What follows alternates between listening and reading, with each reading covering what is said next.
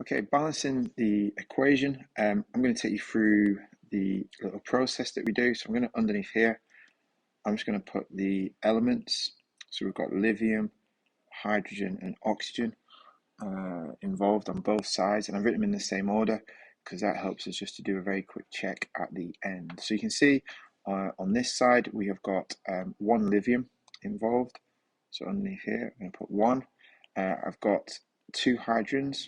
So we're going to have two hydrogens, and I've got one oxygen on this side of the reaction. Opposite side, if we have another check, we've got one lithium involved.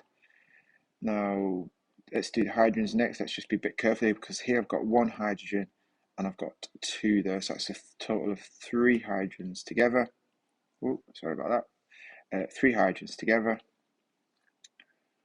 And I've got one oxygen. So you can see by looking, here I've got 1, 2, 1, here I've got 1, 3, 1, so it's not going to balance for me. So what I'm going to do is put a line in front of each of these formulas, and that means I can put a big number in front, and that multiplies the whole formula by that number. So when I'm looking at this, I'm thinking, I've got 1 and 2 here to give me 3. That's an odd number. It's going to be really hard to balance an odd number. So what I'm going to do is put a big 2 in front of that.